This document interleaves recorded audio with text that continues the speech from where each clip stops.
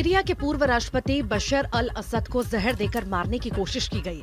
असद के मारने का प्रयास रूस की राजधानी मॉस्को में किया गया, जहां वे 8 अगस्त को सीरिया से भागने के बाद रह रहे हैं। रूसी ऑनलाइन अकाउंट जनरल SVR के अनुसार असद बीते रविवार को अचानक बीमार पड़ गए।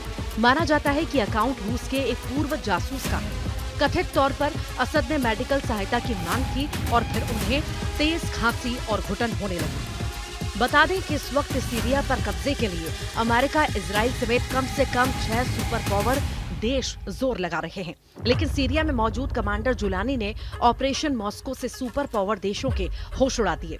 हालात ये है कि रूस में मौजूद सीरिया के पूर्व राष्ट्रपति असद पर जहरीला हमला हुआ, जिसे देखकर अमेरिका, फ्रांस, इजराइल तक हैरान है।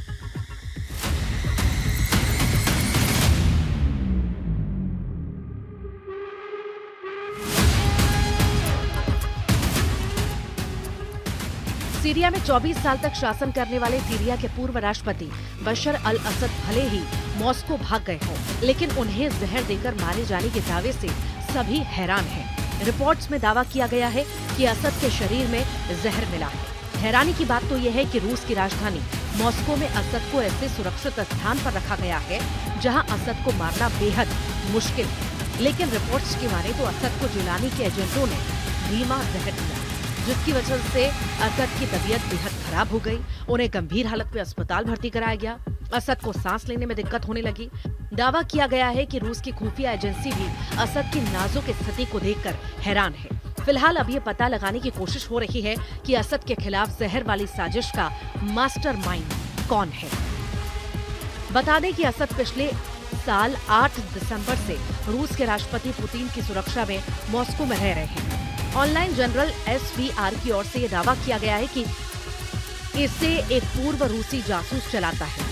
SVR के मुताबिक असद 26 दिसंबर 2024 को बुरी तरह बीमार हो गए थे। रिपोर्ट के अनुसार जांच में पता चला कि उसके शरीर में जहर था। इसी आधार पर ये आशंका व्यक्त की गई है कि उन्हें जहर देकर मारने की कोशिश की गई। मॉस्को स्थित आवास में ही पूर्व राष्ट्रपति का इलाज किया जा रहा है। रूस की ओर से अभी तक इस पर कोई प्रतिक्रिया नहीं दी गई है। असद की इस हालत के लिए HTS के कमांडर जुलानी को जिम्मेदार माना जा रहा है। इस वक्त कमांडर जुलानी ही सीरिया के सुपर पावर कमांडर बन चुके हैं। सीरिया में इस वक्त जितने भी विद्रोही गुट हैं, उसमें सबसे ताकतवर विद्रोही ग्रुप हयात तहरीर अल शाम यानी HTS है। HTS ने पूरे सीरिया में चुन चुनकर अपने दुश्मनों को मारना शुरू कर दिया है। सीरिया में मौजूद ISIS के लड़ाके भी जुलानी के लड़ाके भी मार रहे हैं या फिर उनकी मुखबिरी कर रहे हैं, जिसके आधार पर ISIS के ठिकानों पर इजराइल, अमेरिका और फ्रांस जैसे देश भयंकर हमले कर रहे हैं। 24 घंटे पहले ही सीरिया में ISIS के ठिकानों पर फ्रांस ने भीषण हवाई हमला किया। जानकारी के मुताबिक फ्रांस ने अपने एडवांस राफेल जेट से ISIS के ठिकानों पर 7 बम गिराए, जिससे भारी तबाही हुई। सीरिया के कमांडर जुलानी से अपनी इमेज तेजी से बदली। वो विद्रोही गुट के कमांडर से ज्यादा सीरिया के अगला राष्ट्रपति बनने की तरफ तेजी से बढ़ रहा है। उधर जरा जुलानी का एक वीडियो सामने आया, देखिए, जिसमें वो अपने समर्थकों के साथ पब्लिक प्लेस पर घूम रहे हैं। जुलानी की बॉडी लैंग्वेज देखकर साफ कहा जा सकता है कि जुलानी का जोश हाई है। वो अच्छी तरह से समझ चुके हैं कि दुनिया भर के देश कमांडर जुलानी के हयात तहरीर अल शाम यानी HTS को सीरिया का वैध संगठन मानने लगे हैं।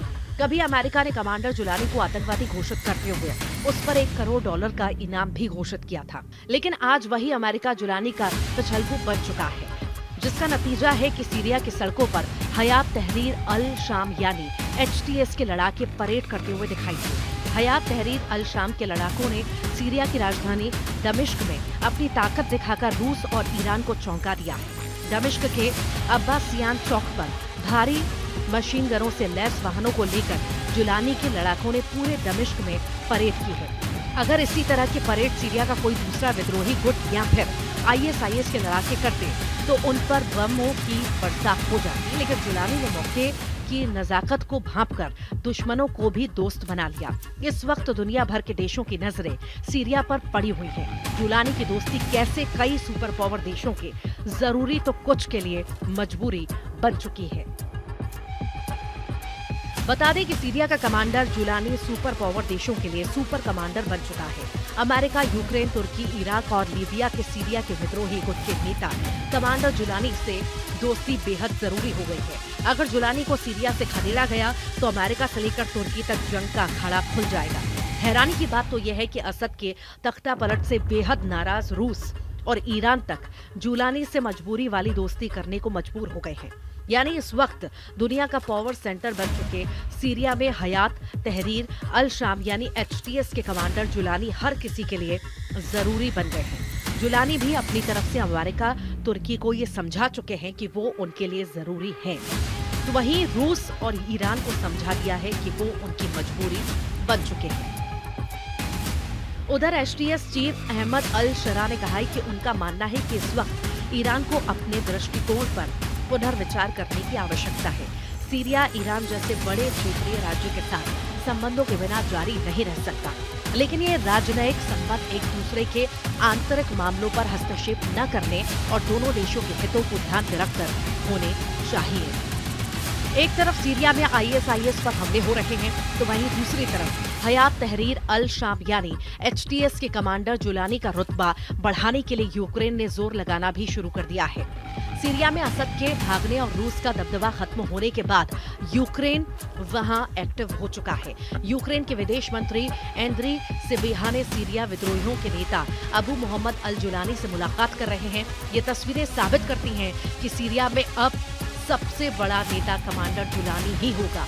इसी मीटिंग के बाद सीरिया के विदेश मंत्री असद हसन अल शिबानी ने साफ कहा है कि यूक्रेन के साथ रणनीतिक साझेदारी चाहते हैं। वहीं यूक्रेन ने वादा किया है कि वे सीरिया में पहले से ज्यादा सहायता सामग्री भेजेंगे। यूक्रेन के राष्ट्रपति व्लादिमीर जेलेंस्की ने कहा है, सालों तक रूस की दखलंदाजी के बाद हम सीरिया में स्थिरता लाने में मदद कर सकते हैं। इससे पहले यूक्रेन ने शुक्रवार को सीरिया में 500 टन अनाज भेजने की घोषणा की थी। सीरिया में इस वक्त जबरदस्त उठापटक चल रही है। दूसरी तरफ ईरान की राजधानी तेहरान से 11 दिसंबर 2024 को एक वीडियो सामने आया था, जिसमें ईरान के सुप्रीम लीडर इजराइल और अमेरिका पर भड़कते हुए साफ कह रहे थे कि सीरिया में असद सरकार के पतन के पीछे इजराइल और अमेरिका का सीधा हाथ है। खामेनेई का चेहरा देखकर ऐसा लग रहा है कि जैसे वो हारी हुई बाजी लड़ रहे हैं।